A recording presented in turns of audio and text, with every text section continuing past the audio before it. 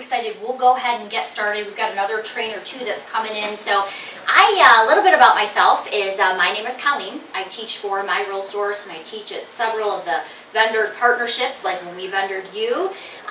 But really I kind of teach this class backwards because as an agent for the last 20 years, and I do practice, I use this every day. I just listed a house and I went up against two other agents, and the reason I got it is because I had a great presentation. Obviously having a good rapport helps as well.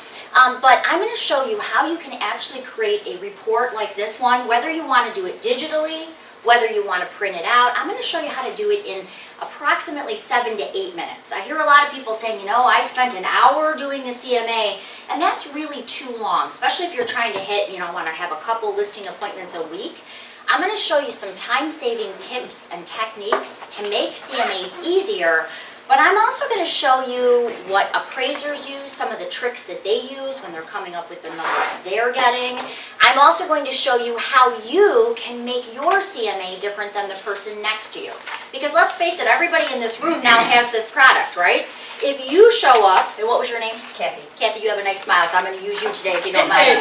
If Kathy shows up and she's competing against Mark, they're going to have the same product. So if they keep it out of the box and they present the same thing, it's going to look the same. What's actually going to make this product unique to you is the extra things you add into it. And what I mean is, what is your marketing plan?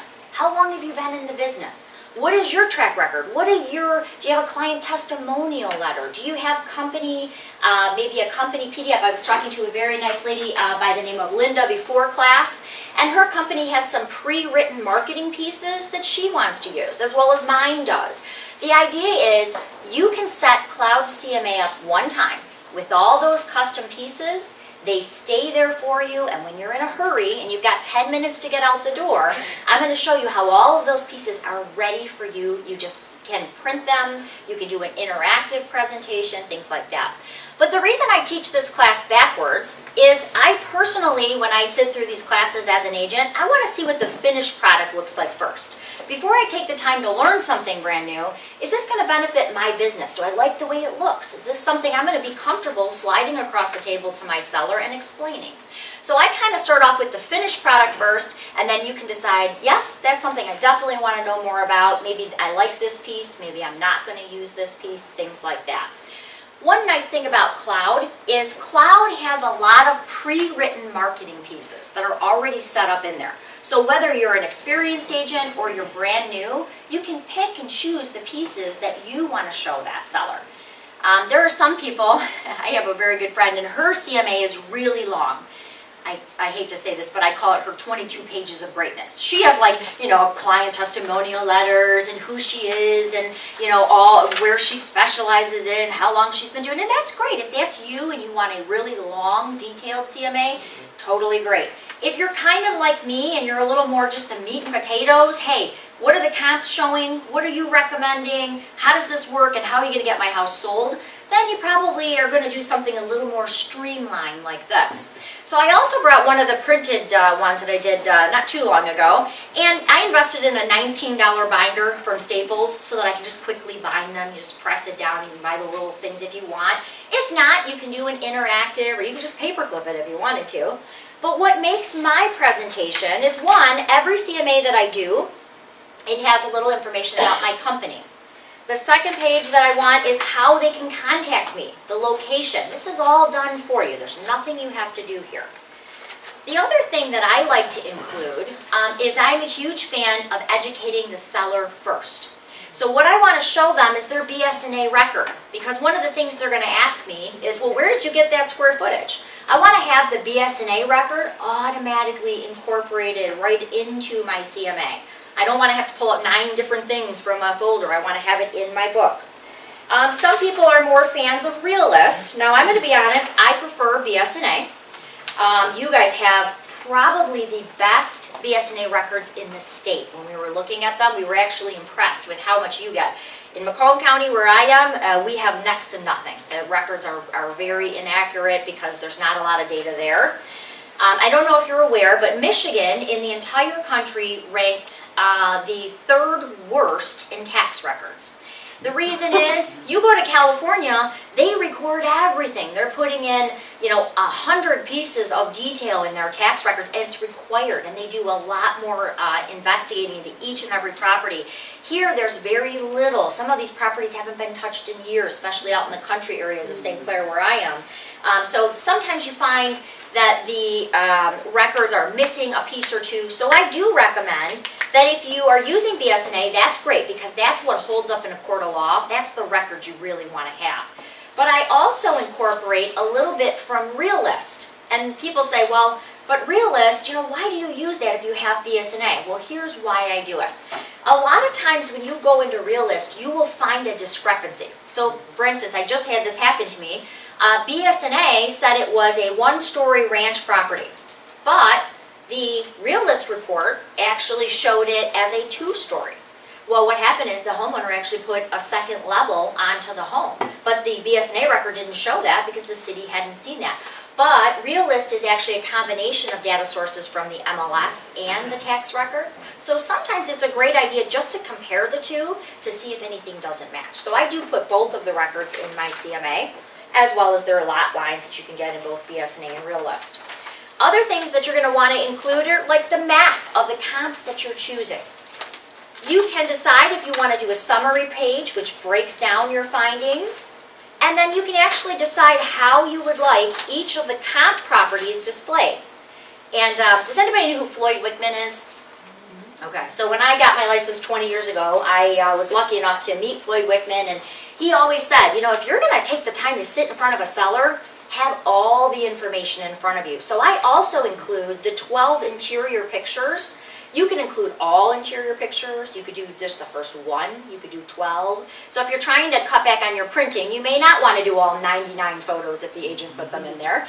But I do recommend having those interior photos handy, because you know what happens? You're sitting there and they say, but we've got a finished basement, Colleen. Did Mr. Schmagegi have a finished basement? Want to be able to quickly go right to that comp and see those pictures and point that out. So if you don't want to print it, there's also an interactive that I'm going to show you too, that you can actually do right on your laptop. You can save it to a tablet. You can even show it on a phone, but I don't recommend that, because obviously if you're sitting with the seller and you're all scrunched over your little screen, it's not very effective. All right, and then at the end, as I mentioned, there are pre-written marketing pieces that you can choose from. I'm going to show you how to preview them so you can decide what you like and don't like. So again, one of the pieces that I do recommend is a lot of sellers, when they're looking at that dollar amount that you're showing them, they're like, wow, that's a lot of money. They don't generally understand that the seller may be paying the buyer side commission. They don't really understand how that's broken down. So they even have little graphs that say, kind of think of the pie like this. So it's kind of helpful in justifying commission prices as well. So the last thing I want to show you is, I went on a listing appointment 2 weeks ago. It's just the cutest little house from the outside. And there's two schools of thought when you go on a listing appointment. Some people are two-steppers, and I generally am a two-stepper, I have to be honest. I will look at the house, do the rapport, walk through and see the condition of the home, go back and do my homework, and then come back and print my CMA and bring that to them. Floyd Wickman and many people will say it's more convenient if you do it one step. You show up, you shake the hand, you got everything there, and you present it in front of them. Cloud CMA will allow you to do that, and so I said, I'm going to look at this little cute house from the outside, drove by it a couple times, little brick ranch, perfect shutters, even the bushes are all lined up, it's like perfect, out of a magazine. But then I walked into the door, and it's always like that, right? When they're perfect on the outside, you got to be really leery. So I walked in the door, and I had basically done the comps for that home as if it was, the perfect little brick ranch in that area. And I walked in and I stepped on the blue plush shag carpeting. That was, yeah. Then I looked around, I saw the big stick-on flower wall petals, the big flowers you could stick on in the 70s. And I know they say it's coming back, but it ain't ever coming this far back. So I walked through and I literally knew we were in trouble, because I had put my suggested price in. And by the way, you can do a suggested price range. But I knew walking into that house that the number that I had come up with was not going to be accurate. So there's a way in Cloud CMA you can even hit the edit button and you can put in a new number. Now, if you print it, I would have had to go into the back room and like start ripping pages out, right? Because there's no way to, yes, I know I said it was worth $150, but your house needs so much updating, it's never gonna, you're not gonna say that, right? So you're in the bathroom, you're now ripping pages out of your book. There's a more convenient way within Cloud that allows you to just click a button and edit it right from there. So we're gonna go through all of those little handy things because the reason that they have someone like me who also sells homes teach this class is because we get into those scenarios. So we need to know the emergency exit button, and that's what this is too. So up on the screen here, you're going to see basically kind of what I just showed you in the written. It's a little bit bigger so that you can actually see it for yourself. The contact me page. Now your banners at the bottom will be all different. So if you are with, I was talking to Linda, she's with RE/MAX. RE/MAX actually paid for branding banners. They have the little balloon on them, and it talks more about RE/MAX. They've got a lot of RE/MAX information in them, but many of the companies have that as well. So you'll find your company colors. You may even find that your franchise has purchased those banners at the bottom that you can use along with their marketing information. So this is kind of what it looks like. One of the things I like to show people is you got to think outside the box because everybody in this room, again, is getting the exact same program. One of the questions I always got asked on every single listing appointment that I go on is, hey, is my house going to be on Zillow? Hey, are you going to put it on Realtor.com? How are people going to see my house? How are you going to market my house? I got so sick of answering that question at every appointment, I decided to make this, which is just basically, and by the way, if you like this, I can actually strip my logo off and you can look at it, make sure that you syndicate to all these sites, most brokers do, and you're more than welcome to slap your logo on and use it for your use. The idea is this tells them right in the beginning of my CMA, before they even ask the question, I'm going to put you on over 400 sites. These are the top sites that you're going to be on, and it answers the objection even before we get to it. So I'm a huge fan of answering the question even before they ask it, right in your CMA book. So little things like that. But this took me about 4 or 5 minutes to make, and it's in the front of every single CMA I do. It sits there. I don't have to re-add it. It's just automatically there for me. Next thing is your summary of comparables. Again, this will be the breakdown, but you don't have to include this. So if the breakdown numbers are 150 and you're about to tell them it's worth 130, you may not want to use this sheet. You might just want to show them the comparables with the prices and put your own suggested price range in. And then how do you want the comparables laid out? There's all different styles of how you want to show them the comparable. Again, I do include, especially if I'm doing the interactive, I will make sure that I have the interior photos as well, so if they ask me a question, I'm able to answer it right there. And I'll just jump through here to the end. And here's my suggested price range. More, and again, they have tons of things that you can use that are already written for you, so if you want to use some of those, you can. Or if you're a little more meat and potatoes, you don't want all the fluff stuff, you can just make it more meat and potatoes. It's totally up to you. Okay? Sound good? Everybody ready to learn it? Kind of excited? You see why I teach it backwards? So you can kind of see, oh yeah. I'm going to tell you that the hardest part of what I just showed you is actually just finding your comps in Paragon. So I know you guys have gone through a lot of changes lately, and my heart goes out to you because it's hard enough to go through a conversion once, but I know you guys have done it multiple times. So overall, would you think it's starting to go pretty good? Are you starting to get more comfortable with the system and some of the, okay, good. I'm happy to see the head shaking. The hardest part of doing a CMA is truly just picking your comparables in Paragon. That's where I spend most of my time. So I'm going to show you some tips there. Once you have them, I'm going to show you the easy button, which literally once you click that, it does most everything else for you. You really can't screw it up, I promise. On top of that, at the end of class, I'm going to show you something brand new that Cloud CMA released that's going to help you get some new listings. It's their new lead generation piece. It's free. It does use social media. You post it out. I was teaching it at a RE/MAX office the other day, and the broker said, Colleen, let me do a quick post using it before the class, and then if I get, a lead or I get something from it, we can tell people at the end. So I said, okay, great. So I told him what to post. I gave him some things that I've posted in the past that were helpful. He posted it out. By the end of our 2-hour class, he had 19 new Facebook leads, Facebook friends. He had over 1,000 friends on Facebook. But in that 2-hour period, because he posted what I asked him to, he had now 19 people he could follow up with. Now, is everyone going to buy? No, but it's still 19 people you get to talk to, and you already have their address thanks to this little lead generation tool. So we're going to go over that as well. All right, so let's get started. Where we're going to start today is right in Paragon, because as I mentioned, that's really the hardest part of doing a CMA. If you're brand new in the business, really the goal of a CMA is you want to take your listing appointment, whether it's a colonial or a ranch, you want to compare apples to apples. The problem is we also in this market wanted to appraise. We've had, just in the last month or two, I've been noticing we've been having a little more appraisals coming in a little bit light. For a long time we weren't seeing that again, so we're, in Macomb County at least, we're seeing that pop up. So we want to make sure when we're doing our CMA that the property is going to follow what the appraisers are going to use, so we know what's going to appraise. We also want to make sure that we're getting like properties, and we want to make sure that we're staying within that, whether it's 1 mile or 3 miles. Now in our area, appraisers use the 1 mile radius. They're going to take that property and they're going to say, I want to find comps within 1 mile. Now out here, especially if you're looking at more of a rural area, you may have to go 3 miles. You may have to go 5 miles. And see your broker on, maybe what your office policy is out here. Every place is a little bit different. But let's go ahead and get started. So in Paragon, the first thing we want to do is we actually want to search. And by the way, if my Paragon looks a little different than yours, let me explain. You're probably thinking, I've never seen the farm on my Paragon.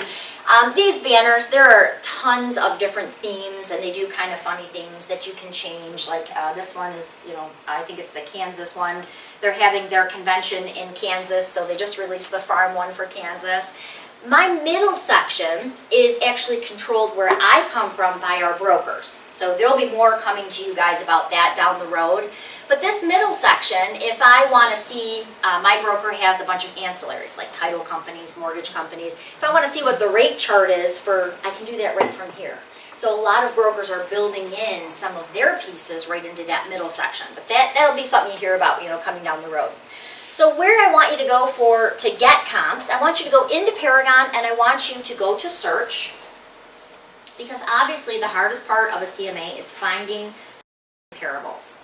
So for today's purposes, we're going to try to make it nice and easy across the board. So if you're following along, I'd like you to do a residential condo search, just to make it kind of simple. Then it's going to say, what type are you looking for? And if you don't know what goes in those fields, just remember over to the right, you're going to find those magnifiers. So if you were getting ready to list a condo, obviously you'd want to look at other condos. You wouldn't want to compare a condo to a home, right? Makes sense. So in this case, we're going to use a residential property. Now, there's some rules of thumb for status. Really, the status we're looking for in our CMA is we're looking for closed properties, because we want to know what they closed for, what type of financing, we want to know the details of the actual numbers. So I'm going to say, I want to pull up all of the closed properties. But because I was trained by Floyd Wickman, he also said, if you go and sit at someone's table and the house on the corner is active, they know what it's selling for, and they're going to ask you if you know. So I'm a big fan of also adding in the active properties, because they already know what's going on in their sub, and they want to know you know as well. I also like to include pending, because they always shake hands with Mr. Schmagegi while they're cutting the lawn, and Mr. Schmagegi says, yeah, I sold my house, we're getting $150 for it, but a lot of times they haven't closed yet. So if they're still mowing the lawn, they probably haven't hit the closing table yet. So I like to include the closed, the active, and the pending. But then I seem to always get that seller who thinks that their house is worth a little bit more. The seller that says to you, I know you said it's worth that, Colleen, but my house was built with the golden nails. I have the really special, you know those sellers, right? Because they have the golden nails, they always want to try to sell it for 50 grand more, right? Because they're special, high quality nails. So when I'm going through this, I a lot of times will do a second search, and I'm going to show you what I mean. I do a second search for one overpriced expired. You don't have to, this is totally optional, it's just something that I've done for many years. When I'm all done doing my search, I will go back and find one overpriced expired that they overpriced and has been sitting on the market for a long time. Generally, I'll look for something that's been on the market 200-300 days that hasn't sold for the reason that it was overpriced. And then when they say, like Colleen, my house has the golden nails, I can say, you know what, I know, and Mr. Schmagegi on the corner, he thought that it would be worth that too, and now look, he's been on the market for 356 days, and he's still, and why? Because his listing went stagnant. So we don't want to price it that high and then be on the market that long. So little things like that, little tips and tricks, having one overpriced expired that will, you know, when you're trying to explain why they shouldn't do that, it's more helpful if you have something to show them. Another Floyd Whitman tip is he always said, never tell a seller anything. You are not their friend yet. They haven't decided that you're their friend. Show them on paper everything. So if I can show them one overpriced expired, it's going to do me a lot more good than if I tell them, you shouldn't price your house because it'll go stagnant. They're not going to believe me, but they will believe it when they see it on paper because that becomes a fact. So just little tips and tricks. Okay, so I want to have closed. I want to have actives. I want to have pending. Now the next thing I'm going to tell you, and they hate when I say this, but I hate these stupid MLS calendars. Anybody with me? You got to click and click the date 6 times and then click, and they're recording this, so Brian, my boss, will probably say, thank you very much for saying that. That's okay. What I like are these date ranges. Because where I am, really an appraiser is going to go back 6 months. Appraisers never, I shouldn't say never, very rarely will they ever go outside of a year because the market's always changing. So I always go back 6 months, and instead of using those calendars that I hate, I'm simply going to click 6 months back, and I'm going to find comps for 6 months back. I will, of course, see all the actives and anything pending all the way to present. All right, the next thing is there is the sale and rent. Now, I don't want to tell him what he can lease his house for because he's obviously going to sell it. So I'm going to switch that so I don't get a bunch of leases that I have to filter through. Do you guys do a lot of leases out here? No? Okay. So this is the way you probably want to go. We do very few leases where I am, so I'm always a fan of switching it so you don't have to filter through those. Now your fields may be in a little bit different order than mine, and that's totally fine. But I'm going to ask you to skip over a lot of these fields because really, price, that's what we're trying to determine. So I don't want to put a price in here. I'm trying to figure out what that price is going to be. I'm going to show you how to do a lot more accurate search, and I'm going to show you something brand new that I have been asking for 3 years that actually was just released, something that I think you'll really, really like here too. So what I'm going to ask you to do for now is I'm going to ask you to scroll down just a little bit. Let's get to the meat and potatoes of what makes your property structure like the comps we're trying to find. The first thing is obviously structure style. If you've got a 3,000 square foot colonial, comparing it to a 1,000 square foot ranch is not the plan.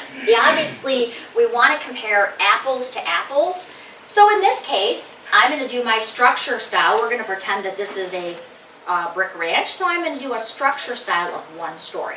We're just going to keep it nice and easy today. All right, bedrooms. So this home that I'm going to be listing is 3 bedrooms. Now there's no inventory in this particular area. So I'm actually going to expand it 3 to 4. Okay. The next thing that I would recommend is, and they love when I say this too, I hate the Baz Labs total field. You see that Baz Labs total? I hate it. If you're really trying to do an exact search, then you want to know how many full baths to how many labs, because that makes a difference. So what was your name? What was your name? Oh, yeah, what was your name? My name's Quinn. Quinn, okay. Yes. Quinn, so let's say that Quinn has a buyer. We'll flip this over for 1 second. We'll say that Quinn has a buyer and he says, Quinn, I have 5 daughters and I have not had a hot shower in like 3 years. So, Quinn, I don't want to see any houses unless they have 2 full bathrooms. Now, although I've shown some houses that the bathrooms are questionable, I actually showed a house not that long ago that had a toilet in the attic. Now the agent, I don't know what they were thinking. I guess they're thinking it's above grade, but they actually included, now I will tell you, I wouldn't even go up there, let alone go to the bathroom up there. So I think it was a little bit of a stretch. But when you're looking at this Baz Labs total, it's really counting the number of toilets in the whole house. So it's counting everything.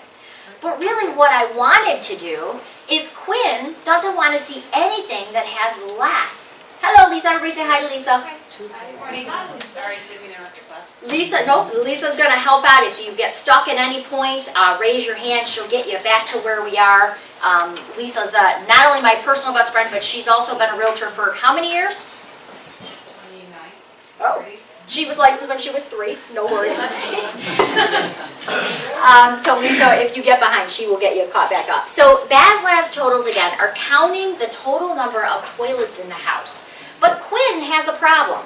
If Quinn puts 2 here, he's now dragging that man with 5 daughters behind him into a bunch of bath and halves. He wants 2 full baths. So remember, when you're doing a CMA, if you really want to do your client justice, you may want to go down to, usually it's under secondary criteria unless it's been moved.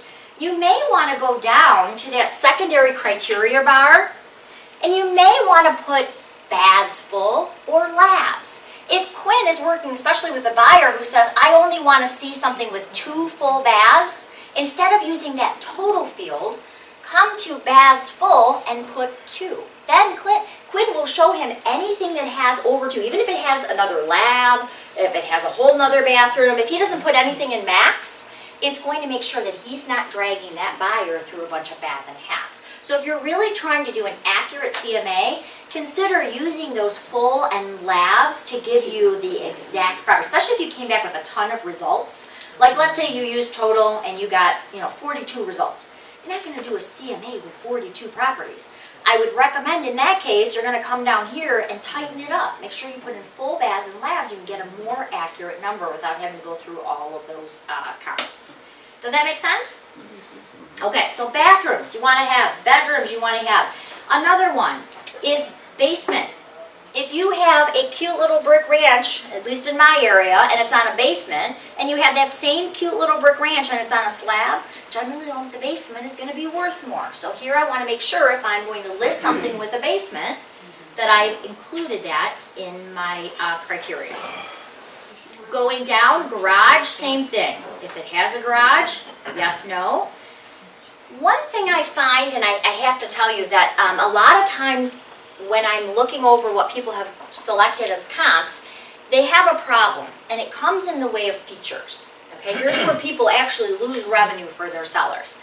A lot of people will say, well, this house has a fireplace. I'm going to go to features, and I'm going to say it must have a fireplace to be in my comps. The problem with that, and I don't like people to use features in your CMA, and here's why. A lot of agents today, and this is unfortunate in our industry, but they hit that required button. They click on the R and they only fill out the bare minimum because properties are selling so fast, inventory is so low. They're putting in the very minimum criteria they can possibly put in. And when they do that, it then says, okay, if it doesn't have a fireplace, it's not going to return that comp. You may have actually lost a comp or 2 that you could have selected that maybe even had a fireplace, but the agent didn't fill it out. So I tell people, be very careful with the features. Only use them if you have an overwhelming number returned in your comps, because it will limit it down. And unfortunately today, if you put fireplace and the agent was in a hurry and just filled out what was required, you may have lost a valuable comp that would have brought your seller more money because you added that in. So I tell people, try not to use those unless you absolutely have to. All right, scrolling down. Then we have the square footage. So the question always for a long time was, well, what is the square footage that you put in here? Because if you've got a 3,000 square foot colonial, do you compare it to a 1,000 square foot ranch? The answer is no. What most appraisers will do is they will use that 15 to 20% rule. And they will say, okay, if this property is, let's say it is 1,300 square feet, I think this one is, you're going to take, and Lisa, what do you use for your appraiser square foot? I appraise the 20% below and above the square footage of the property. Yeah, and that's what most appraisers that I've asked have done. So you're going to stay in that 15 to 20%. 20%, so we'll use the 20% here. We're going to do 1,300 square feet. So you're going to take 20% on top of it, and you're going to take 20% below it. So if you're better at numbers than I am, God bless you, I'm going to do 1,100 to 1,550, somewhere in there. So basically, you're taking that 1,361, you're figuring out what 20% would be, you add 20% to the top and 20% to the bottom. And that's gonna give you your range that most appraisers are going to use. Again, I've never talked to anyone as of yet that has, unless it's a unique property. Now, every once in a while, as I mentioned, you get into a rural area where there isn't any other like comps. Or it's a totally unique house on the water that isn't going to be comp. Then you have to play with these numbers. It's not always an exact science, but 99% of the time, this is what you want to do. You want to stay right in those rules. Sometimes you have to open it up a little if you don't get any results. You have to open up your results a little bit more, or maybe if you get too many, you've got to add more criteria so you shrink them down. Kind of makes common sense, right? So you're probably thinking, that lady with the fuzzy hair, you've got 8,982 comps in your CMA. And you're right, because we haven't actually said where the property's located yet. So that's the key. To do that, I want to make sure, okay, and it depends on, it just depends on your data. So you could have a totally different number. Your number probably will not be 8,982 up here. So maybe totally different, don't worry. So what I'm going to ask you to do, though, is I'm going to ask you to scroll up to the top. And I'm going to ask you to go to where it says Search by Map. Because this is really what hones it in and makes it so accurate. Okay, so up you should see the mapping search. Yours may say search by map or mapping search. I think your wording was slightly different. Does everybody see that field though? It's got the little magnifying glass, or the little globe next to it. Should look just like that. Everybody see that? Lisa, what's there? Is there search by map now? Thank God. You know, for a long time we were teaching up here, and your fields were labeled different stuff. It was really tough. Okay. So search by map is going to allow us to go in, find the property, and do what an appraiser is going to do. Because in my area, as I mentioned, an appraiser is going to throw out any comps that are in that 1 mile radius. But you got to know how to do that. So we're going to actually click on that globe, or you can click in that field. And what we're going to do is we're just going to open up the map. All right, so I will tell you, when we first got mapping, it wasn't very good. And Lisa did a lot of work. It even got better when we went to Google Maps.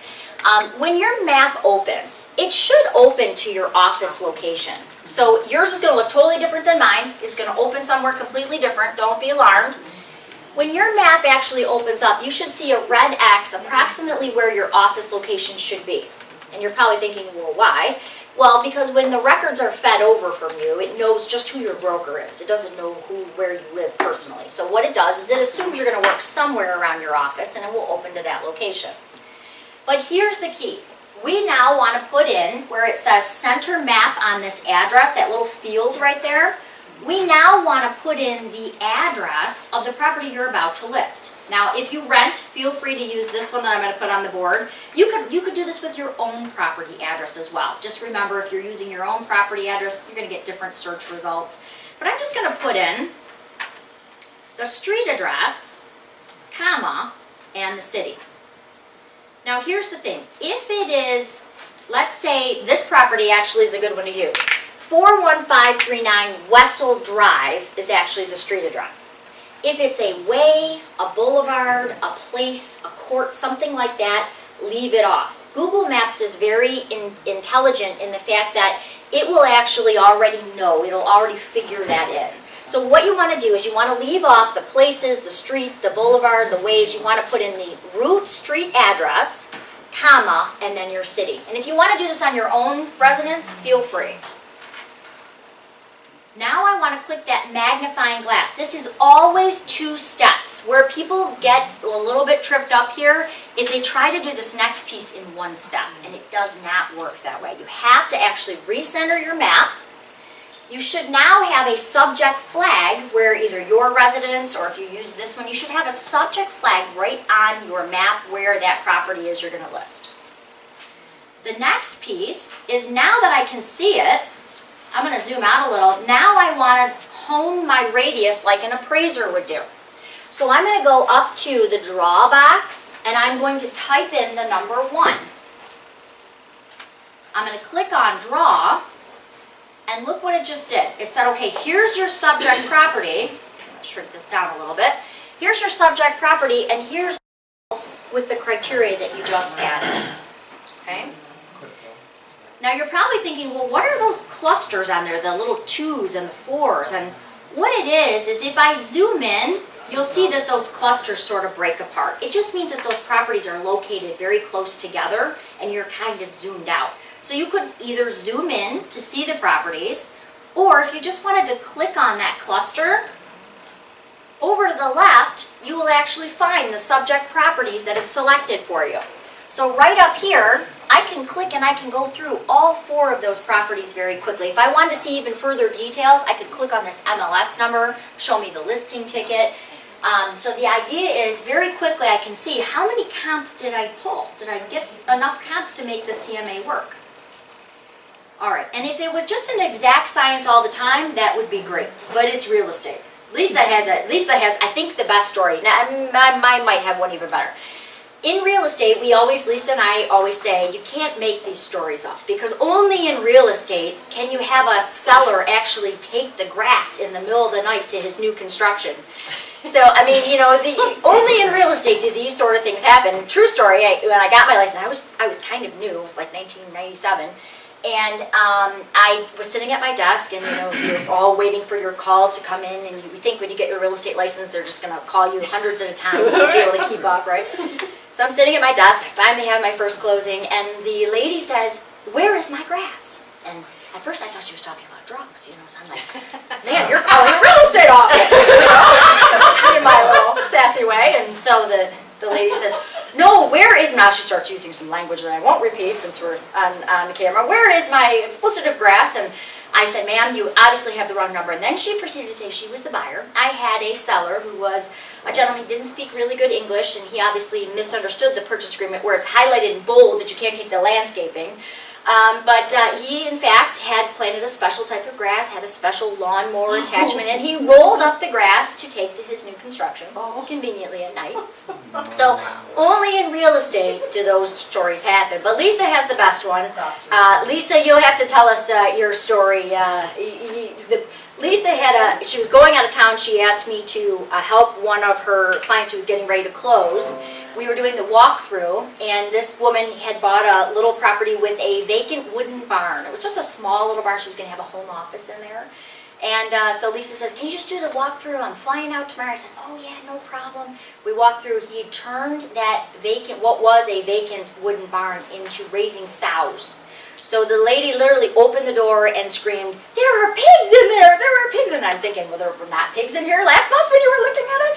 So only in real estate do you have these types of stories where these things happen. And in fact, he decided to try his hand at raising pigs, and he knew he had a 60-day occupancy, and so he thought he was going to do that. I don't know where he thought the pig feces was going to go to, but so only in real estate. But anyway, long story short, if real estate was a perfect science, where nothing like that ever happened, then you could be done right here, right? But it's not. And especially if you're specializing in waterfront, or maybe you have a subdivision that is maybe half new construction and then half 1930s homes, and you're trying to price those things out. So real estate is not an exact science, and there's always these little nuances that come up that you have to be able to quickly account for. So we're gonna pretend for just a moment that this is lakefront. And it was Kathy? Was it Kathy? Yes. Kathy. So Kathy, congratulations, you have $2 million listings on this lakefront. But I'm trying to do, yes, so it's been a good month, congratulations.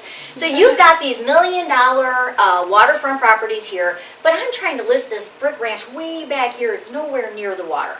But if I include everything in that 1 mile circle, I'm pulling in your $1 million stuff, and now my comps are radically going to be screwed up. And I'm going to have to go through and deselect all those properties. It's going to take me way too much time.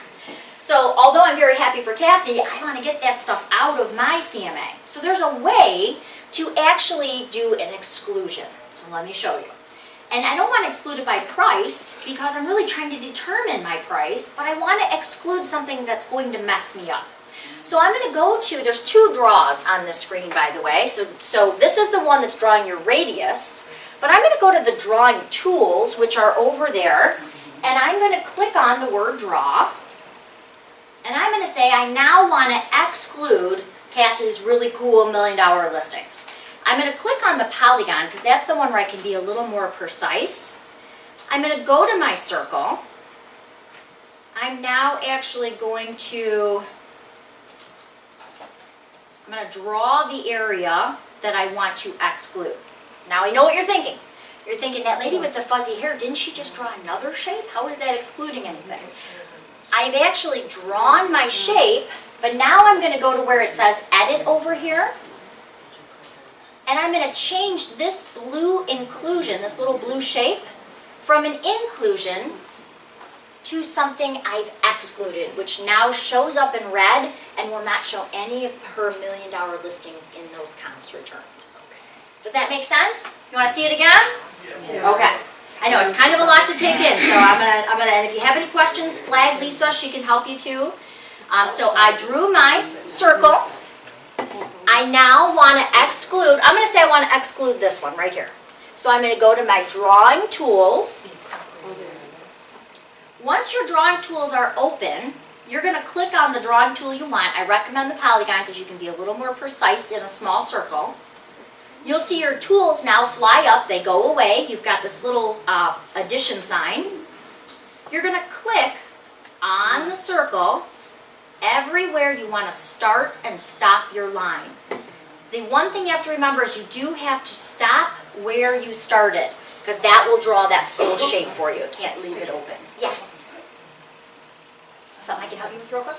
Yes. Okay, so go to your drawing tool and then click on the polygon. Okay, now go into your map, click once and let go. Oh, you're moving your map. So what you're going to do is you're going to click where you want to start and then stop. Yep, you're going to click where you want to start and stop. And I think your mouse is a little bit touchy. I mean, I know how to do it. If I zoom in, As long as you know how to do it. your mouse is just a little touchy. Click right on the right spot. I'm sorry? Where do we get to? Okay, so once you've got your shape on here, we're going to go up to Edit. When you click on that Edit, you're going to see your shapes that you've drawn. What you want to do is you want to go to that blue shape there, and you want to click on it, and you want to change that blue shape to a red shape, which now will exclude anything that falls within that area. So if you excluded this, you would not see this comp there any longer. Okay, does that make sense? How did I get to the exclude? How did I get to that part? Sure, let me do another one. So I've got my shape.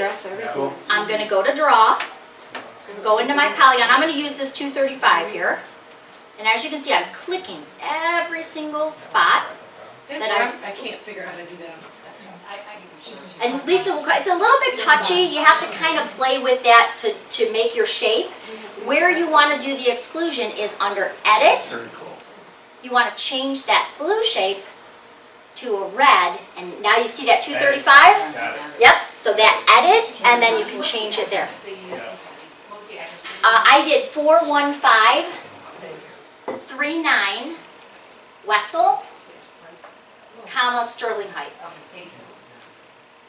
Okay, so if you made a mistake, like let's say I didn't really want to include this, right under that Edit, you could go ahead and click that X that shows up, and you could just remove that whole shape. So if you made a mistake, don't panic. Just go over to that Edit, you can click that red X, and you can pull that shape right off, and you can start again. All right, and it's all in the mapping. And there's a whole bunch of things, don't be afraid to play with the mapping. Every time I teach this class, a lot of people don't realize that if you wanted to see the subdivision, or if you have a client who maybe wants to see what the neighborhood looks like, you have this little Google man right over here. Does everybody know what that does? The Google man? Okay. If you don't, you grab the Google man. You can actually set them in front of your subject property.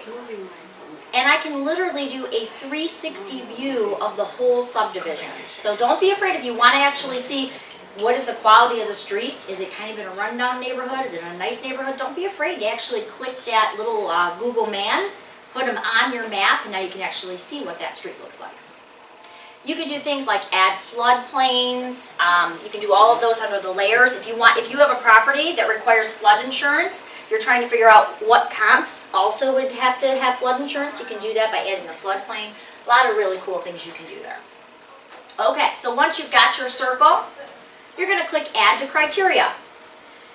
Really, your goal is to have 3 to 5 closed comps. That's kind of what you're shooting for. Now, it's not a perfect thing where that's always the number you're going to get. Sometimes if it's a rare property, you may not come back with any comps. Sometimes you may come back with 30 comps and have to weed through them. The idea is you should at least have 3 to 5 up here in your box.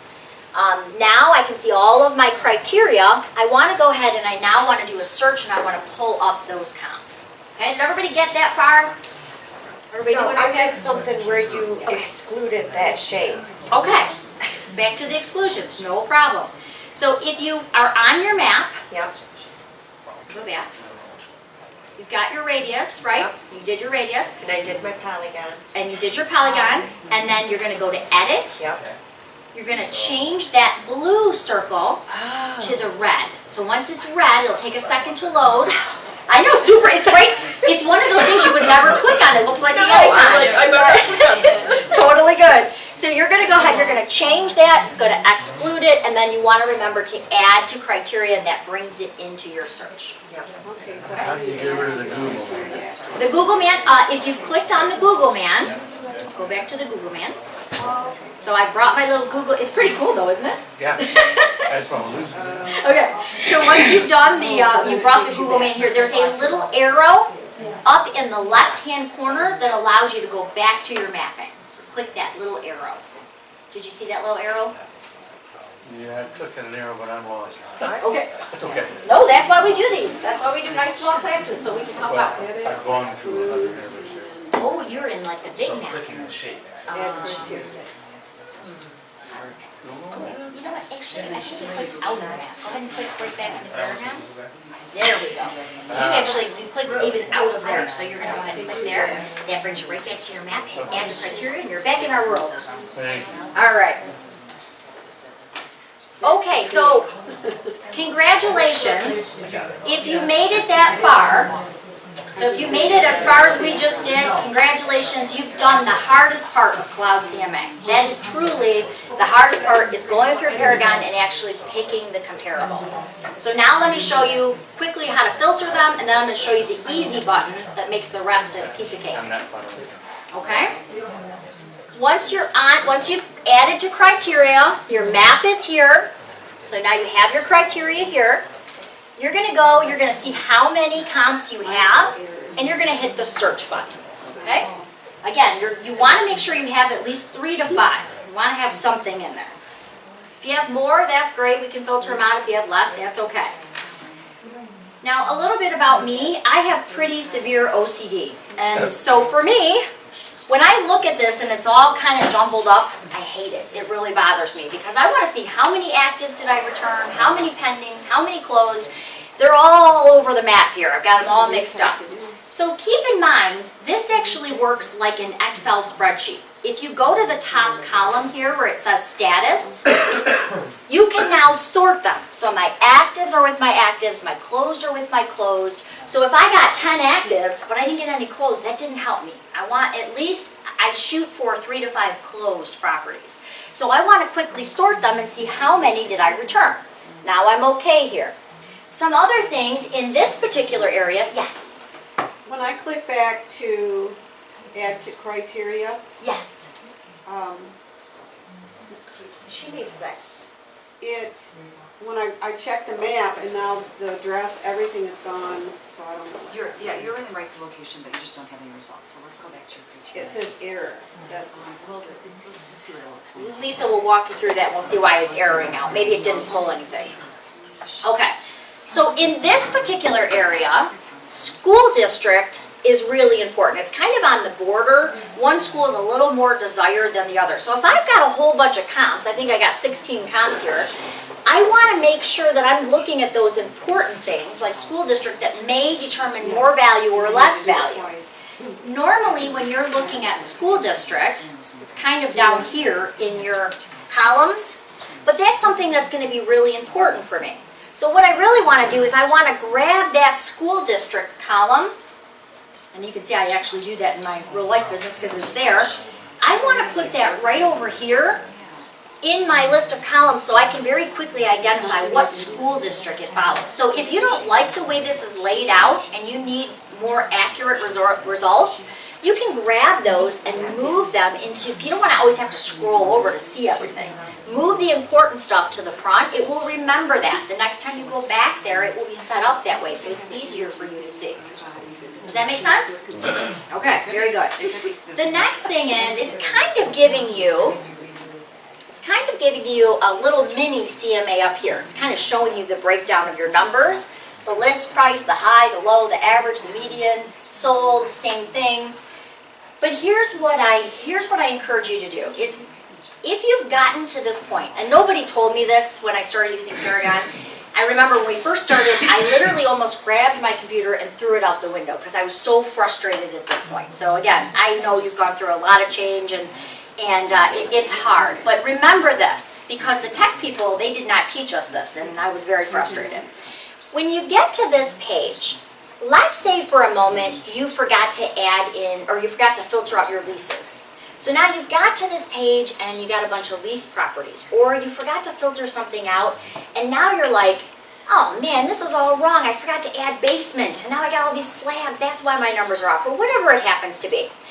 I got here, I did my first CMA, and I realized I didn't take out the leases and I didn't add basement. How do I go back? So conveniently, the tech people who wrote this, they give you a back button, but you see it's grayed out. So I'm clicking, nothing's happening. So in my blonde brain, the next thing to do would be to go to the back browser button, which if you hit takes you totally out of the program and you say words that I normally don't say. I wasn't very proud of myself. I was getting very frustrated. The whole key that they don't teach you, that you have to learn in Paragon, is you can have multiple tabs. You can be doing a search. Someone can call on a floor time property. You can add another tab. You can go all the way across and add tabs. You can be multitasking like crazy. But in this case, you can see there is a split tab underneath. We have our spreadsheet, but if I forgot to add something or I forgot to filter out something, if I go to that first part of the tab, in this case it says residential condo, which is my default search, if I click that, it now takes me back to the criteria so I could filter out what I messed up. If I forgot to add something, I added it in, I can now research by clicking the search button, or if I like it the way it is, I can simply click on that spreadsheet again. You don't have to actually go back. Most people click that back button, and I promise you, you'll be very frustrated because it takes you right out of the program. So remember, if you ever got all this way and you forgot one little detail, just remember to click on the first part of that tab and it will allow you to change it. Okay? So the hard work is all done.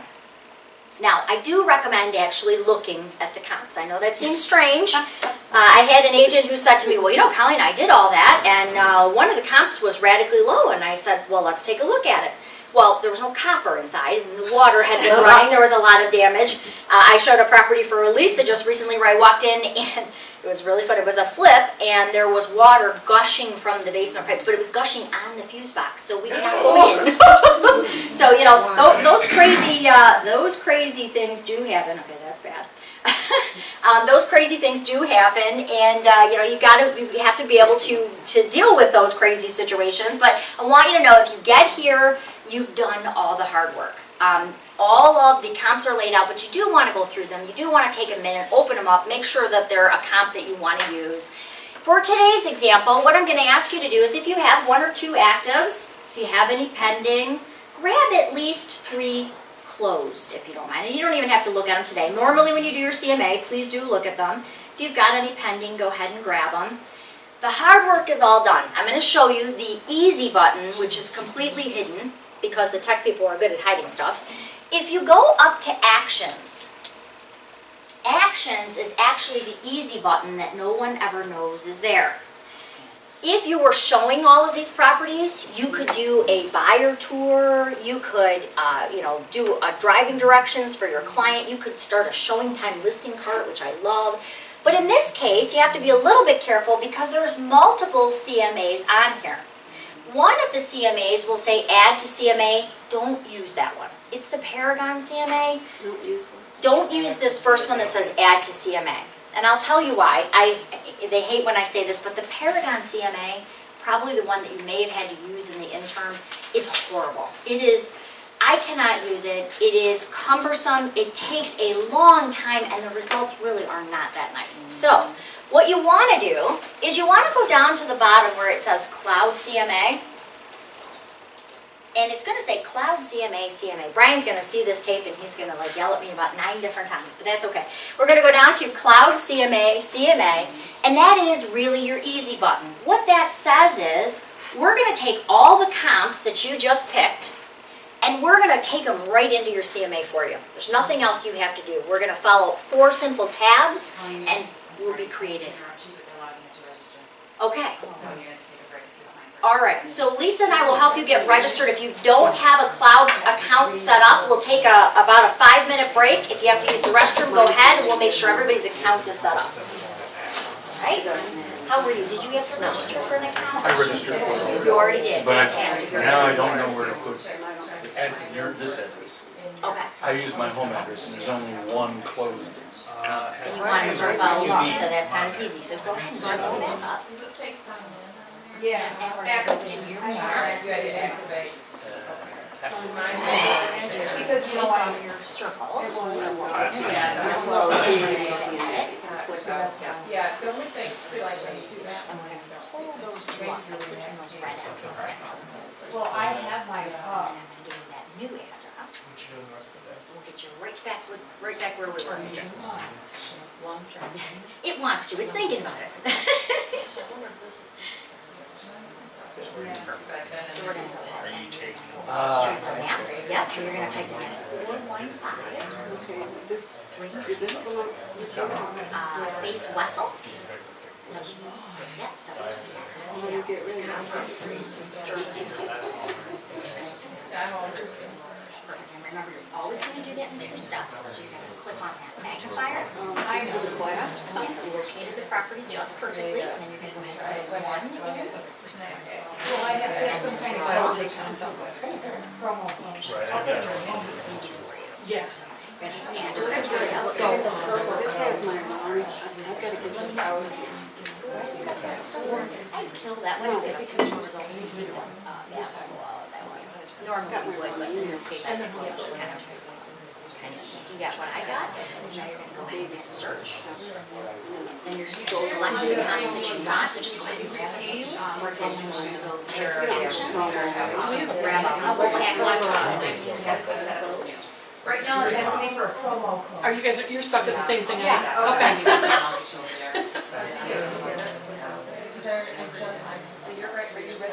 I mean, I need everything, so. yeah. Well, you can't go past You that. don't need one, just like that. Okay, is that for your product? Yes. What? Yeah. No, you can't click on it. Yeah, you do, you're all set. Nice work. All right.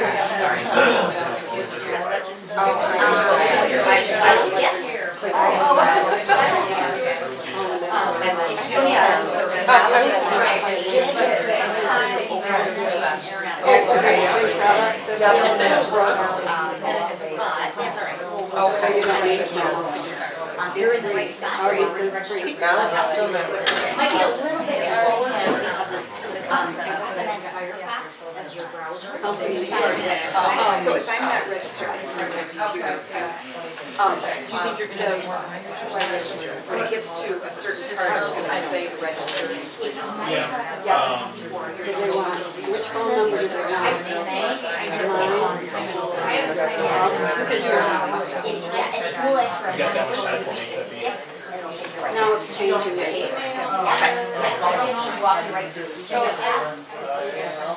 Okay, yeah, you are all set. And if I had to use this. Okay. Because I think they sign it when you And now it went, can't change. Yeah. So far, I know it, I've done all this. I've been in Paragon, I'm using Paragon. David knows where I am. With my computer and then that's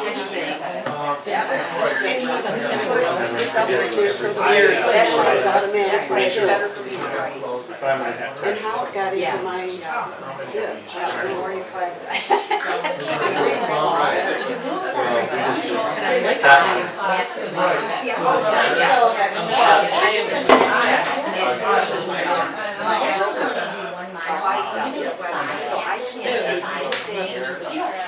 Right, so if I have 16.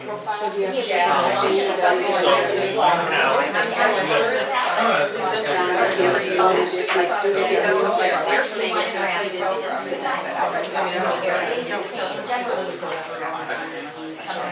I've had that happen. But just grab it. But that, all that new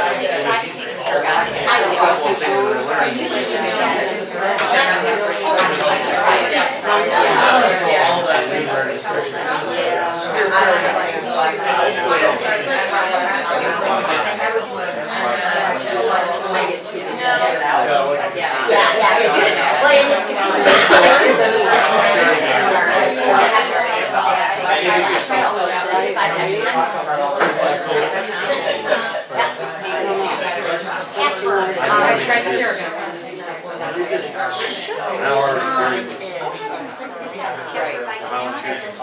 it shouldn't be very showing that you sent us a lot. And did you ever set it up before? Oh, I love that. I just did in here, like I went in and accepted over on the everything, west side of the state. filled up my new company. Let's do this. Yeah. We did all that, right? So let's do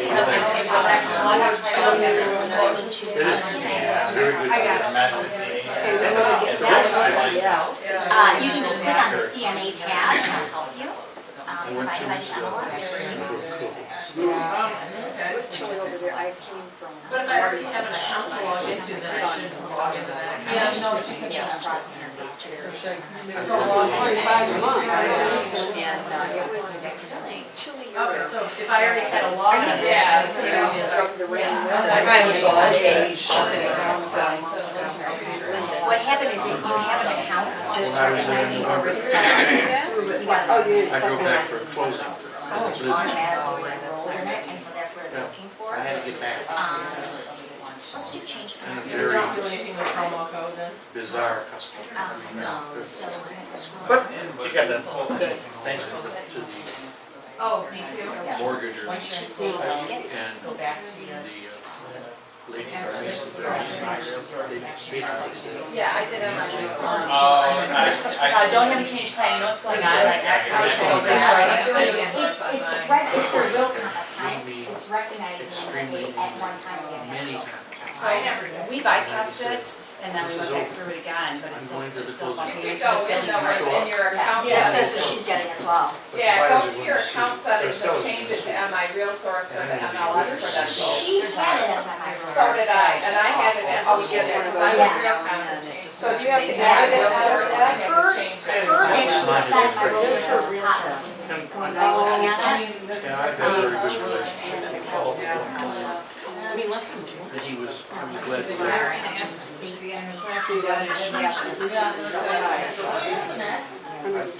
I have a desktop. Buyer's agreement. Okay. You don't like to really, if I don't like you, well, so. you guys run the same route? No, I just not sure which to click on, is it Cloud CMA or Cloud? Cloud CMA. I did that, and this is. Well, Yeah, I did that earlier. don't have to make it. No, I need some additional instruments. I'm old enough to go out there. I have several problems. Have you been working on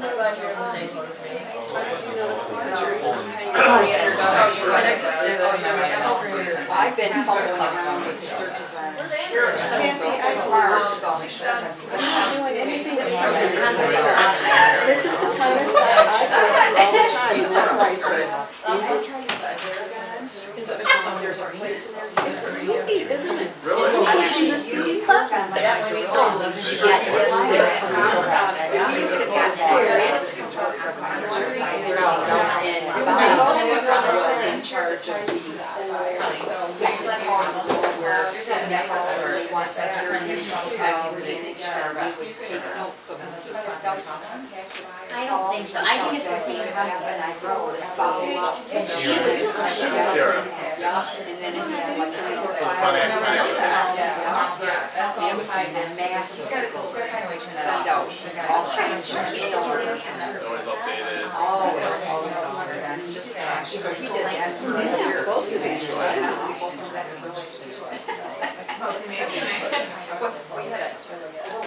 This is cloud seeding.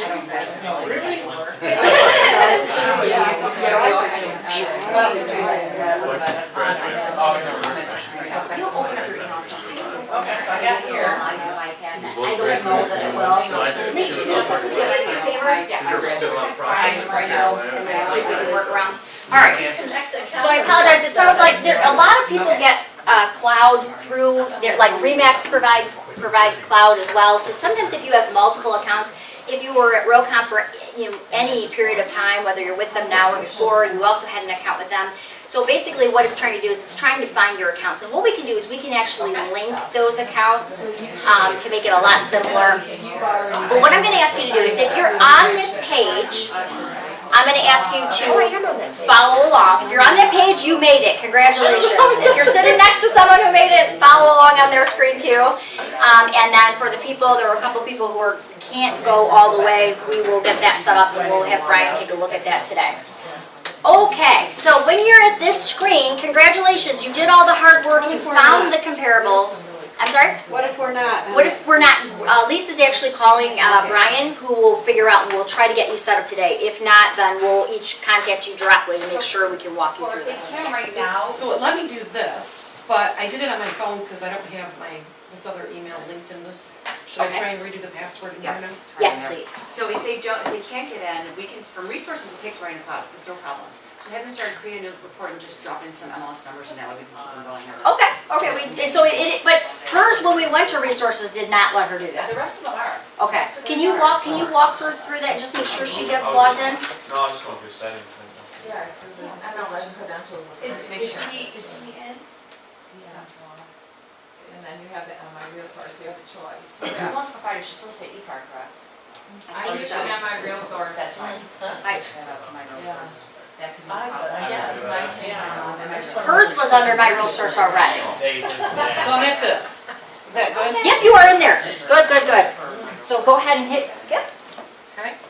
Thank you. All right, and You're then, just where you're at. you're Okay, sorry. going to I thought there was now. one. Okay, Lerman's an extensive office. Are you there? And I tried that action. Now you're ready to go. Let's try to launch that again. So go to You Paragon. got it. So we're Yes, under the settings, they have to change it to And then MiRealSource. hers was already at MiRealSource, but she's not clicking So on he just the got the message he has. That window and see where don't close that. Now it's funny, she has to come from Paragon, so we'll assign her to go back. No, But when she goes back to make and I'm gonna give you the numbers.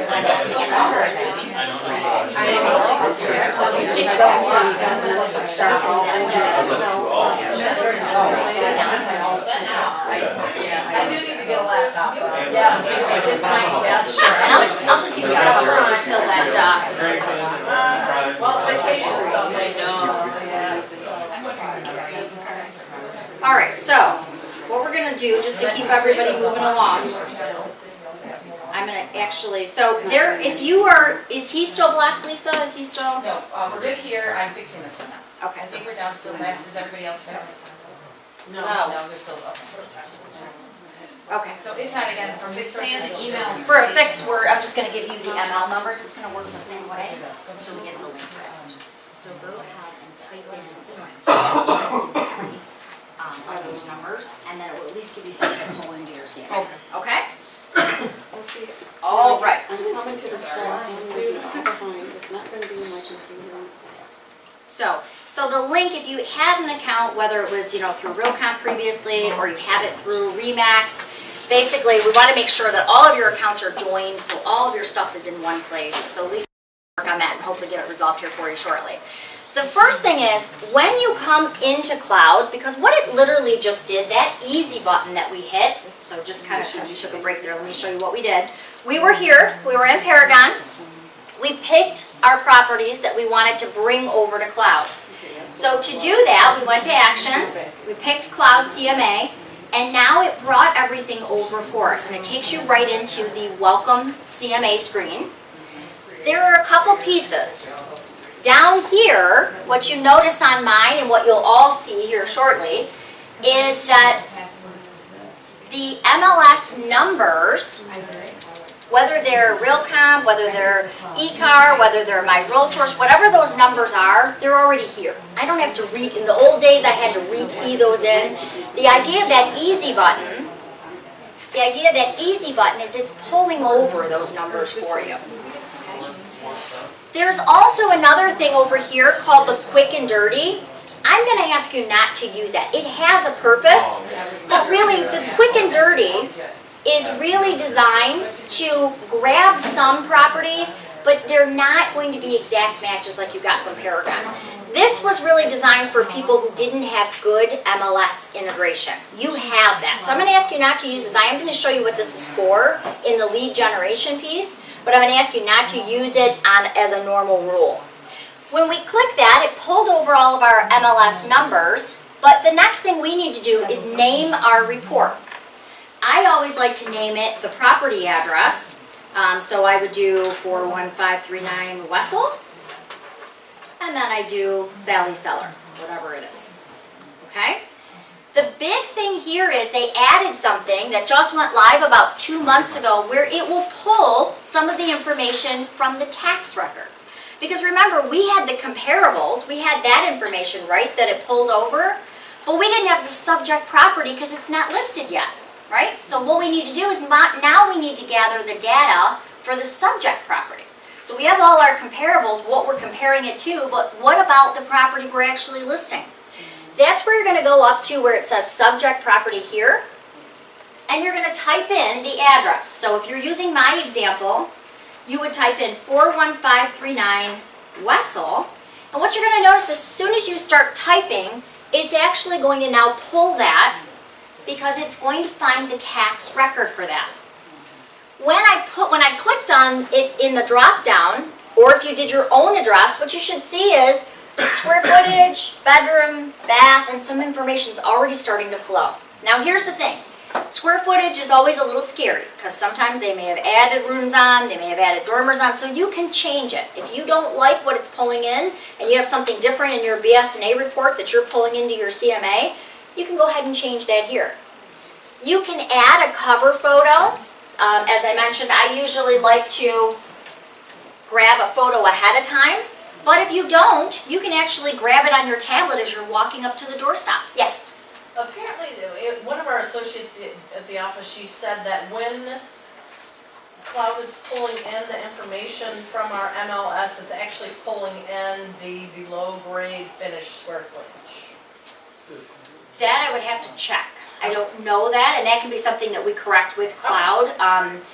Is it pulling here from that? Is it pulling from this screen? I'd have to check with her. She said when You're saying it's, the comps. when they're pulling in the comps into Cloud, Uh-huh. it's pulling in the total for below as well. Okay, we'll have to look at that because what it should be pulling is it should be pulling that above grade square footage amount in there. It's only showing the consumer certain things, so it's not showing them the full Monty, but if we can actually look at that, remind me when we're done and we'll take a look and see what it's actually pulling in. Okay. The cover, if you have not been to the property to shoot a picture that you want on your cover, like I like having a big photo there, there's other places you can get that information. So remember, if you're walking up and you have a tablet, you can go ahead and click it. If you don't have a picture of the home at all, you can actually leave it blank and it will actually do an overhead shot from Google. So it'll still show something. It won't be like a big blank screen. It'll just kind of have that overhead map showing them where their house location is. There's other places that you have access to, though, like RPR. that has property photos. You can also use those. Remember, you're a member of the National Association of Realtors, so you get that benefit. There's also some other tools in RPR that I'm going to talk about when we're talking about adjustments and things like that. Now, I'm going to be honest, I'm not a huge RPR, I don't spend a ton of time in RPR, but there is one or two things in RPR that will help you when you're doing your CMAs, figure out values, and it will also help you figuring out the neighborhood. If there's a lot of foreclosures, if there's distressed properties, it will show you very easily that as well. So I'll show you those two keys. What is RPR? RPR is the Realtor Property Resource. It's something you get as being a member of the National Association of Realtors, part of those dues you pay every year. This is one of their tools. They've added a lot into RPR, and again, there's some things like there's reports and stuff. I've played with some of them. I think there's two pieces that I really like. The rest, is so-so. Okay. So from here, we've got our property information from our subject property. You can also put in personal notes. Now, these are only seen by you, but I will tell you, I had one lady in my class, and she took that very literal, and so let me explain. Where it says that those are only seen by you, that is very true. You are the only one to see it. But this agent, she was kind of new, and she had put something kind of a little bit negative about the seller, about how he was totally unrealistic in his price, and he's, so not that I would never put that in there. But she then, remember how I told you can be with that seller and you can make a change right at their house? Well, she decided to open it up, and her seller was sitting next to her, and she had some kind of derogatory remarks. So if you're going to open it in front of your seller, don't use that. Or put nice positive things like, I think the seller's very attractive today, something like that. You want to make sure that if you do have notes or anything you want to record, you can put them there. They really are only for your eyes, unless you do something crazy like that. Okay. Cloud CMA, really, I've gone through a lot, and you're probably thinking, how am I going to remember all this? Because that's what I would be thinking right now. We are going to leave you cheat sheets on all of this. So don't worry, you're not going to go home and go, what did that lady with the fuzzy hair say to start? How do I start this again? You're going to have cheat sheets on the long version, adding custom documents, all of that. And I will show you how to access those. The other thing, though, is if you think about what we really did a search in Paragon. That was the hard part, and we clicked the easy button. It brought us to this screen where we filled in the address and the name. That's really all we've done. So on average, what you did to about now will take you about 5 minutes, okay? The hardest part of Cloud is that you're walking through this 4-tab wizard. There's criteria, which is the name, basically, you've given your report. The listings that you can see one more time to make sure you've selected exactly what you want. So once you get to this screen, if you just follow the green buttons in the corner, it'll walk you through from beginning to end. It's a wizard. It won't let you go wrong. But I'm going to show you a couple little key pieces that will also make this even easier. And you can actually set it up one time. So every time you do a CMA, everything is just the way you want it. You don't have to customize it each time. So when I go to the Listings tab, this is not something that the client sees. This is one last look at what it brought in from the MLS to make sure it's going to be exactly as you want it to look. When I go to this listing tab, the first thing I see is it's showing me my map, showing me where my subject property is, just to make sure everything looks right. It's showing me how many pendings I pulled in.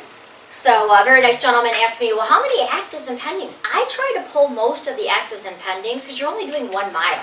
And in my area, there's very little active right now. So I'm going to pull those actives. I'm going to pull the pendings in case they ask about it. But of course, the numbers we want are the solds. You want to shoot for 3 to 5. I can't stress that enough. That's the numbers you're trying to shoot for. As I go through here, it's kind of giving me one last look at what my numbers may be. But if I'm looking at this, I can see this is way out of the ballpark.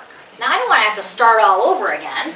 Maybe I just want to go uncheck that one so it doesn't appear in my report. So if I go to Sycamore here, the 245, maybe I don't want to show that in my report.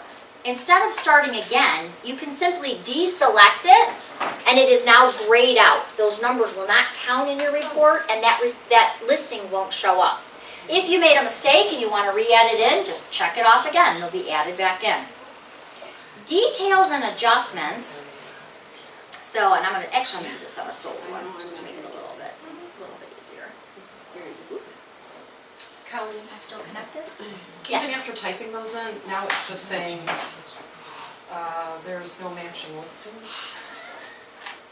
Did you put I'm I'm gonna let Lisa, I think did, and then her I link had is just space and not then I took the working. space out, we were trying to figure out what to do. So I could add the space back in, but I took it out. This is why it's always fun teaching on the road. Yeah. Okay. For some reason I lost internet connection, but I'm back, so, okay. So in your listing section, the listing section again is just really giving you an overview of what you are including. If I scroll down here, I can uncheck them, but what I wanted to show you was the details and adjustments. So there may be something that you want to point out about a particular listing compared to the property that you're going to list. So let's say that you just noticed that all the houses in the subdivision have an attached garage, but yours doesn't. There's two things that you can actually point out here, and this is kind of new. What I tell people is if you don't want to actually add value or subtract value in the numbers, what I would recommend is in bold, I generally will type that note right into the comments. So the comments are coming over from the MLS. What I would do is I would say, you know what, I want to show them that this closed for less because it didn't have a garage. So I would type the note. When I started doing CMAs, I would have those post-it notes, you know, I'd write on there and say no garage, no air conditioning, someone stole all the copper. No, I'm just kidding. But different things like that, I would actually put it right on the listing. So this is kind of that same way where you can put the notes about a property right in there. And how do you get to this page? This is right on the, if you go to the listings section, we're on the listings tab, Yep. and if you scroll down, Yep. find your property and click that details and adjustments. And it will open up that property's information. It's kind of one more look. Let's say you wanted to look at the pictures, you could go ahead and scroll through. This is kind of your agent eyes one more time before you print it, if you will. Okay? If you go to the bottom of that details and adjustments, this is where you can actually help figure out the value, okay? So if you wanted to add a value or minus a value because this one had no garage, you could actually do that here. Now I wish I was like that, what's her name, Joanna Gaines, like from HGTV, and she like looks at a house and like in her brain she's like, okay, new kitchen, $9,000. I am not that person, I do not know what that would bring. So there's a tool for that. So, and I'm not going to ask you to log in here, I'm just going to show it to you because if you don't have your NERDS number or you've never logged in, it's a kind of a setup process, but I do want to show it to you. In Paragon, so stay exactly where you are, I'm just going to show you up here just for the sake of time. In Paragon, under your resources, you will have a link to RPR. Now we don't provide you RPR, you get that as a benefit of being a realtor, so I can't tell you what your passwords are, I can't see any of that. What I will tell you is for me, when I go to RPR and I'm trying to figure out a positive or negative value of a property, I find this really helpful. When you're using RPR, it allows you to type in an address. So I'm going to type in Wessel, my Sterling Heights property here, just to keep it consistent. I'm going to click on that search. All right, so it found that property right away for me. What I would do is first, if I wanted to see a little bit about that property, you've got the map right there. But remember how I told you sometimes you want to see if there's distressed properties, if maybe the value's lower because maybe the neighborhood needs a little work. You can actually go to these heat maps, which are right here. You can see flood zone, but you can also see if there's a lot of distressed properties. Now in this particular area, you can still see, yes, there were some distressed properties, and you can see how bad that positive or negative value would be impacted by that. But the one I really want to show you is this refined value tab. Okay? Remember, you, the realtor, are the only one who can see this. But what this actually does is it asks you, the agent, a series of questions. So what it's going to ask you is, what did they do on the home? So let's say that they did, we'll do a kitchen. They did an upscale kitchen remodel. Because I always get that seller, I walk in and they say, well, we put 10 grand in the kitchen. We figure we should get at least 50 grand out of our house more because we did those improvements, right? So when you're picking what home improvement you've done, you're going to pick the date. Obviously, the older that the homeowner, the older the repair is, the less it's going to be worth. So we're going to say that they did this last year. we're gonna say that they did put $10,000 into that kitchen. When I ask those series of questions and I answer them, it tells me that approximately, according to NAR and the Realtor Property Resource, it is taking that zip code, it's taking the date that we did it, the home improvement that we did, and it's comparing it to that area. Because obviously if you did a kitchen remodel in California, it's going to bring a whole lot more than if you did it in Sterling Heights. And it's going to tell them on paper that that's going to be approximately a $5,000 value. Now this is handy when you have that person who says, I put $10,000 into my kitchen, I want a 50 grand return on the price of my house. You know, that's how it is. And what happens is when I say, well, Mr. Seller, you're probably not going to get that. I'm the bad guy now, right? If I show them on paper that this is what the National Association of Realtors uses and that more investors are using this than anything else, it's going to make me the good guy and it's going to put it into fact. I have it on paper. This is something you can also print off and you can put it in your CMA. Remember, I don't want to be the bad guy. I want to be the nice person hugging the cat and kissing the baby and all that stuff. I want to show it on paper, and this is a great way to do that. Okay, so Realtor Property Resource, you get it as a NAR tool. Take advantage of it. It's right there for you. But this will help you if you need to justify a positive or negative value on a property for a garage or no garage. This is the way that you can do that. I personally just like to type it into the remarks, but it's your personal choice how you want to do it. Okay, here's the safety factor in me. After my stepping into that cute little brick ranch with the shag carpeting, blue stick-on wall flowers, remember we were talking about that? I now like to set a price range. Instead of just doing one number, I think your house is worth $154,000. I may, if I haven't seen the property, I may want a range of $145,000 to $155,000. So I may want to give myself a little wiggle room, especially if I haven't been there before.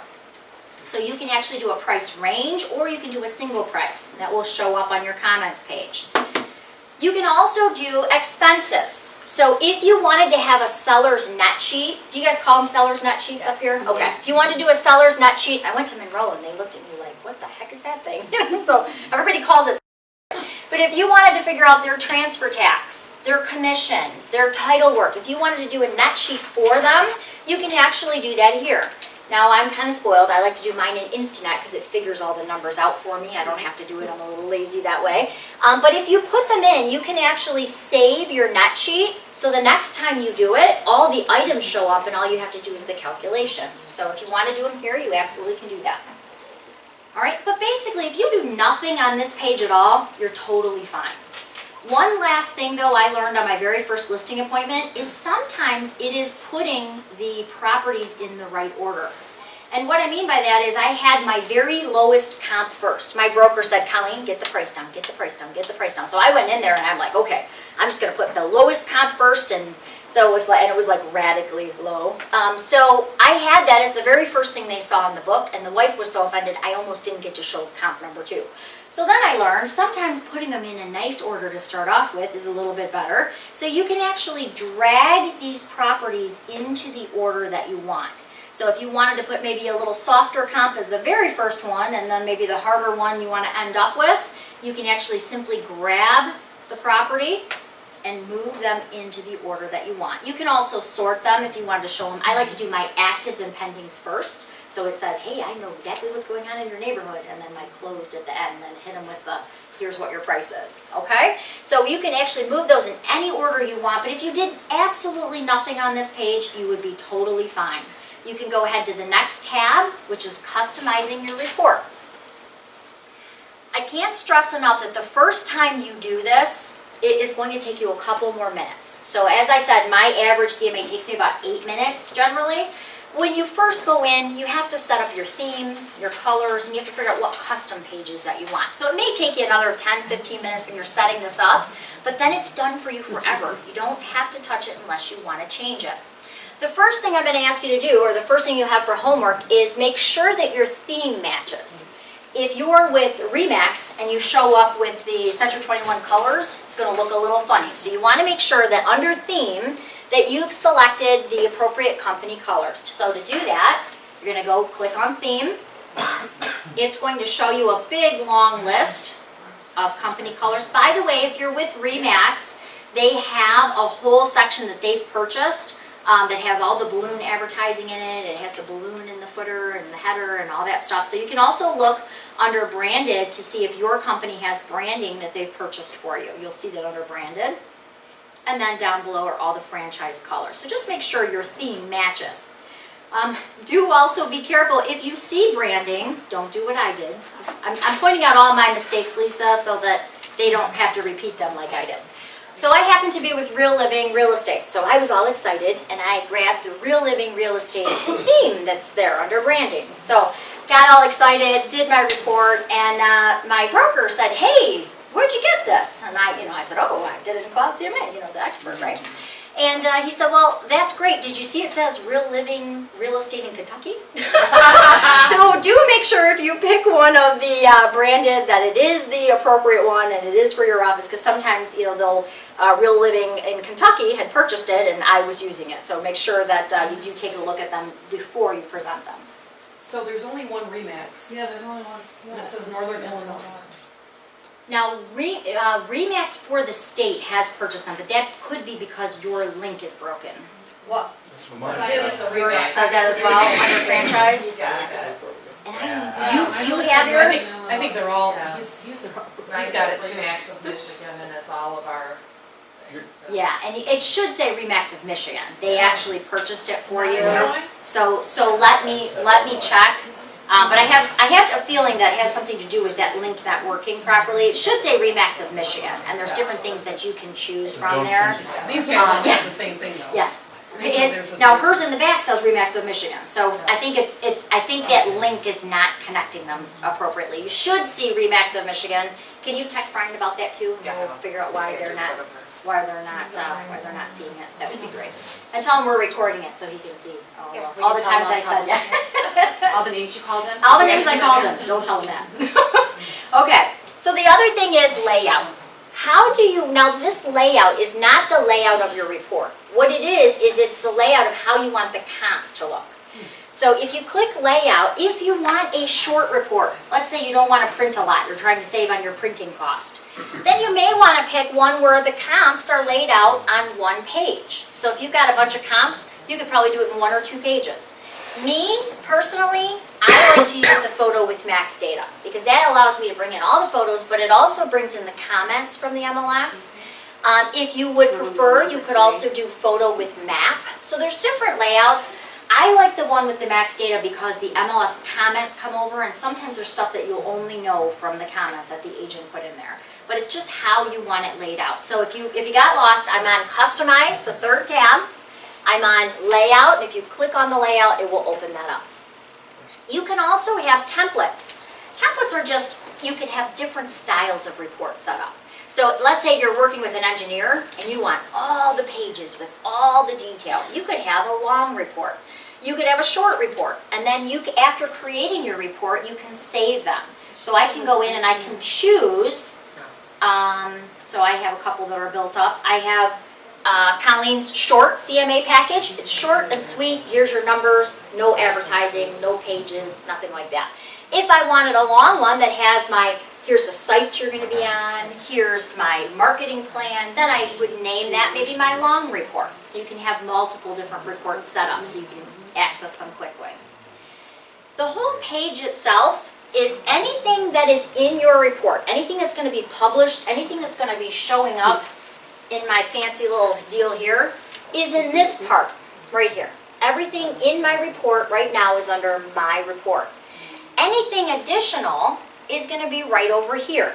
So if I wanted to add, let's say I wanted to add a title page, if I wanted to add all the photos instead of the first 12, I would simply click on that plus and it's going to load it right into my report. So now all of the photos are here. Okay? You can also move these around. So if you wanted let's say you wanted the map of the listings to be one of your first pages, you'd simply grab it and drag it to be one of your first pages. As I mentioned, one thing I like to add is the sites. So I'm going to go ahead and grab that one.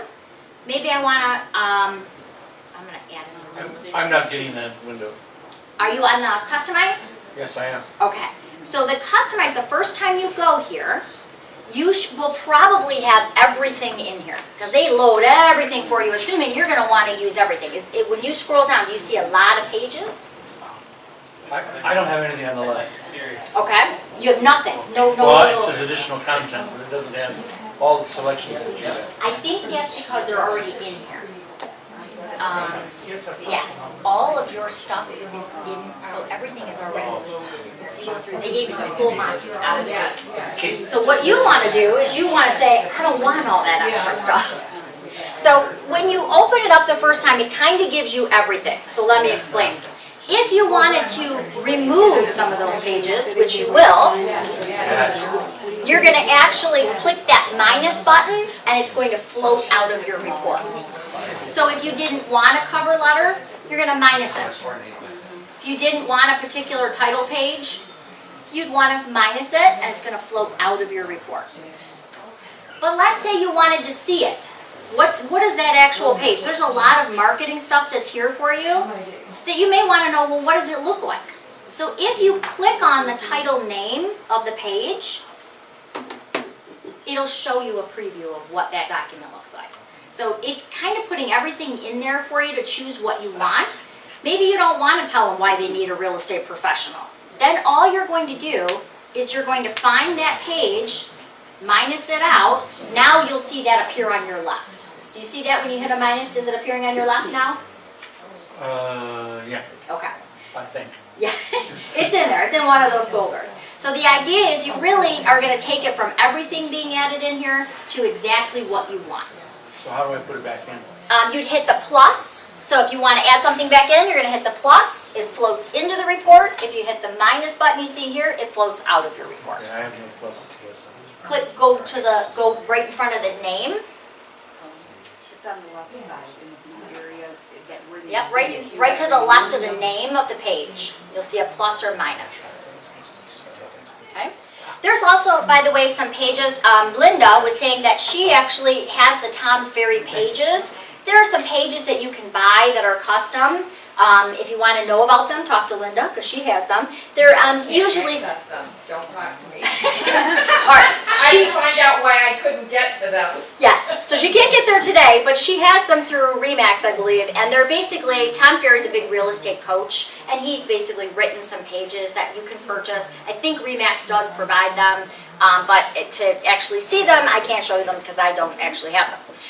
I did try, there was another coach that they did too, and I tried them, and I didn't think they were that great, but you know, if that works for you, then you can pay that premium. It does let you know that it's a premium feature.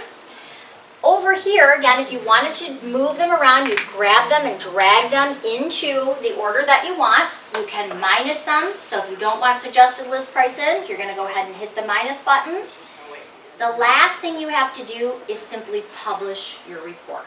So you're going to hit publish,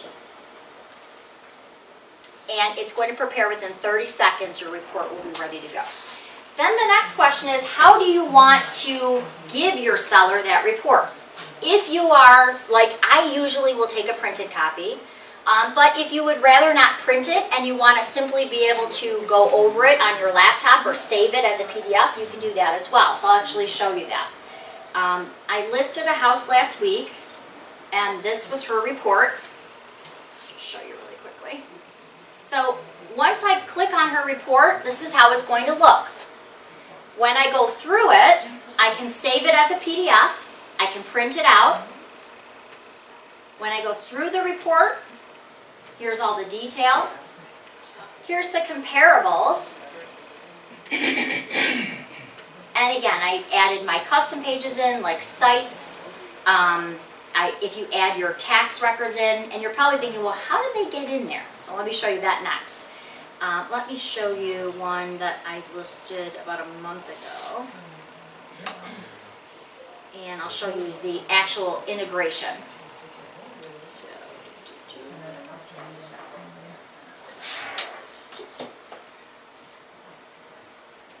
okay, so we're going to use this one. So this was a house in my neighborhood that I listed. And as I mentioned, what makes it different for each and every person is what are you adding to it? because everybody's getting the same program. What makes your CMA different from the person sitting next to you is the features that you're putting in here. One of the things I recommend is the BSNA record. When you're in BSNA, and by the way, you guys get all of the BSNA records for Genesee County, you know the $2 fee you used to have to pay, you guys get that as a member benefit. I'm very jealous because we don't get that. So when you're in BSNA, there is a way you can save to a PDF. You could print to a PDF, you could save it to a PDF. So what I do is I simply save this as a PDF on my desktop, and then I pull it into my CMA. And I'll show you how to do that in just a second. But the thing that makes it different is, remember, the custom pieces that you're adding. Now, I'm not supposed to show you this yet, but that's why they love me. You're getting a new tool. It's not live yet, but you're getting a new tool, and it's called Market Stats. With one click, you can educate your seller on what's going on in their neighborhood. So this is in my neighborhood. I just pulled it up for an example to kind of show you. Right here, I wanted to educate the seller on what was going on and why I was giving her this price range and where in the price range I wanted to put her. So I'm telling her I want to put you in this price range between here and here. She's probably thinking, well, where should I go in that price range? So with one click, I created this for Market Stats. You literally click on a city name. That's how hard this was. When it comes up, it shows me that our market, I wish I was taller, our market is down 55% in inventory right now. Okay, so then we had half of what we had last year, and there wasn't that much last year to show. Here's where we get into supply and demand, right? We had 36 properties last year. Now we have 16. So we're looking at our price range. Look at the average sales price last year, $174. Look at it this year, $229. Where are we going to put her on the price range? I made this with one click. This is one of the new tools that your association is providing you, and it's called Market Stats. When does that go live? Market Stats, I think you're supposed to have next month, but don't quote me, but I believe it's supposed to be out next month because we're trying to put up. Or in tool? It is under your toolbox in Paragon. I'm going to show you. You won't have it yet, so don't run out and try to use it today, but it will be there. And I'll just show you how it works. In your toolbox, you're going to see all of your tools under Resources. Market Stats is going to be one that you can actually just click a city name. We try to make it super, super easy. Now, you can do even more, but I want to show you just this piece. In Market Stats, when I click on Fast Stats, it takes me to a county map. I'm going to say I want to show, we'll use Richmond again. I want to show what's going on in Richmond, in my city. I'm going to click on it, and it's that easy. I just now created the graph with numbers for today. So if I were doing a CMA tonight in Richmond, I would include this. What it shows me, we're still down 47% in inventory. Again, 182 to 224 is what our sales price is doing. So I'm listing a home in Richmond. I'm definitely going to include this for my seller, because adding these custom pieces in your CMA is what helps you educate the seller very quickly on why they should price it the way you're pricing it. Same thing in a distressed market. I know we're all having a low inventory and it's helping out with sales prices, but in a distressed market, you're going to be able to use this too, because it's going to show you the same thing. I know you bought here, but guess what? Now we're here. And you can do it with one click. You're literally just clicking on the city name. So cool stuff coming that you're going to be able to add in. This is something I add into all of my CMAs because, again, in 10 seconds I can educate them on why we're pricing their home the way we are. Okay, so to bring those things in, actually before I do that, I kind of want to show you the presentation mode. So anybody use a tablet in here? Are you using tablet? No? Okay. If you're using a tablet, it's even easier on a tablet. You can use it on a touch screen as well. I am going to show you, which one of us going to show you with that one? We're going to do this one. So if I don't want to have to print it, I want to do, maybe you're working with a Gen Xer, maybe you want to show, you have a younger seller and you kind of want to take them through how you're using the latest in technology. You can actually do, and you can't really see, but I'm actually swiping my way through, so it's perfect for tablets or touch screens, but it's more interactive.